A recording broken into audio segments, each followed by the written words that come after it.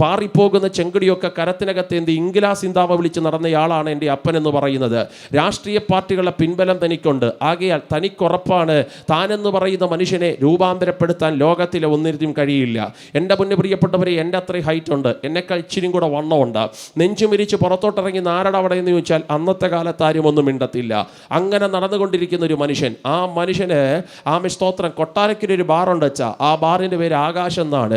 ആകാശ ബാർ അടയ്ക്കുന്നതായി എൻ്റെ അപ്പൻ്റെ സമയം എന്ന് പറയുന്നത്. അങ്ങാനും ബാറ് തുറന്നില്ലെങ്കിൽ വീട്ടിൽ വാറ്റും എൻ്റെ അപ്പൻ. അപ്പം നിങ്ങൾ ചോദിക്കും, അപ്പനെങ്ങനെ വീട്ടിൽ വാറ്റാൻ അറിയാം? ഫോറസ്റ്റ് ഡിപ്പാർട്ട്മെൻറ്റിൽ ഡെപ്യൂട്ടി റേഞ്ചറായിട്ട് റിട്ടയർഡ് ആയതാ. ഇതിൻ്റെ പരിപാടി തന്നെക്കാൾ മറ്റാർക്കും നന്നായിട്ട് അറിയുകയുമില്ല. അങ്ങനെ നടന്നുകൊണ്ടിരുന്ന ഒരു കാലഘട്ടം. സ്തോത്രം. ഓടനാവട്ടത്ത് സ്തോത്രം ആരാധനാലയങ്ങളുടെ ഫ്രണ്ടിൽ ചെന്ന് ഒരു കാലത്തിൽ എൻ്റെ അപ്പൻ ഉറക്കെ ചോദിക്കുമായിരുന്നു, നിന്റെ ദൈവത്തിന് എന്നാടാ ചെവി കേൾക്കാൻ പാടില്ലേ? നിന്റെ ദൈവത്തിന് എന്നാ പൊട്ടുണ്ടോ? എന്തിനാടാ ഇങ്ങനെ ശബ്ദം ഉയർത്തി പ്രാർത്ഥിക്കുന്നേ? ശബ്ദം താഴ്ത്തി പ്രാർത്ഥിക്ക്. ക്രിസ്ത്യാനികളുടെ ദൈവത്തിന് എന്നാടാ ചെവി കേൾക്കാൻ പാടില്ലേ എന്ന് ഉറക്കെ കളിയാക്കി ചോദിക്കുന്ന എൻ്റെ അപ്പൻ. അല്ല, നാട്ടുകാർക്ക് പൊതുവേ നമ്മളെക്കുറിച്ചൊരു പരാതിയും അങ്ങനെ തന്നെയാണ്.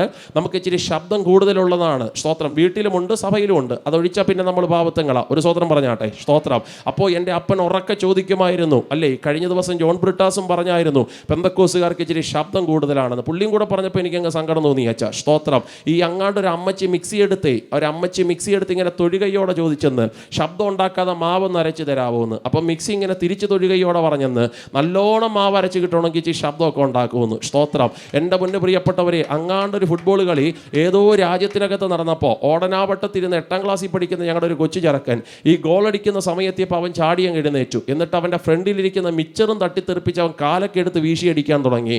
ഗോളടിക്കുന്ന സമയം എത്തിയപ്പോൾ അവനോട് ചോദിക്ക്, ഫുട്ബോൾ കളി നടക്കുന്നത് രാജ്യങ്ങൾക്കപ്പുറമല്ലേ? ഓടനാവട്ടത്തിരുന്ന് നിന്റെ സോഫയ്ക്കകത്ത് നീ എന്തിനാ കാലെടുത്ത് വീശുന്നതെന്ന് ചോദിച്ചാൽ അവൻ പറയും അവൻ്റെ സ്പോർട്സ്മാൻ സ്പിരിറ്റ് അത്. അങ്ങനാണെങ്കിൽ ചങ്കിലെ ചോര തന്ന് നമ്മളെ വീണ്ടെടുത്ത യേശുവിനെ ആരാധിക്കുമ്പോൾ ഇച്ചിരി ശബ്ദം ഉണ്ടാക്കുന്നതിൽ തെറ്റില്ലെന്ന എൻ്റെ വിശ്വാസം. അല്ല, ഇത് ശബ്ദം ഉണ്ടാക്കുക അല്ല, അങ്ങ് ഉണ്ടായി പോകുക. കാരണം നടത്തിയ വിധങ്ങളെ ഓർക്കുമ്പോൾ, നിർത്തിയ വഴികളെ ഓർക്കുമ്പോൾ, 2025 പിന്നിട്ട വഴിയാത്രകളെ ഓർക്കുമ്പോൾ, നമ്മുടെ സമപ്രായത്തിലുള്ള പലതും പലതും പലതും മണ്ണിനിരയായി മാറിയപ്പോൾ ആയുസ്സിനും ആരോഗ്യത്തിനും അവയവങ്ങൾക്കും കേടില്ലാതെ ഇന്ന് രാത്രിയിലെ യോഗത്തിനകത്ത് വന്നിരിക്കാൻ പറ്റിയെങ്കിൽ അത് ദൈവം നടത്തിയ വിശ്വസ്തതയെന്ന് ഓർക്കുമ്പോൾ അറിയാതെ സ്തോത്രം പറഞ്ഞു പോകുന്നതാ പാസ്റ്ററേ.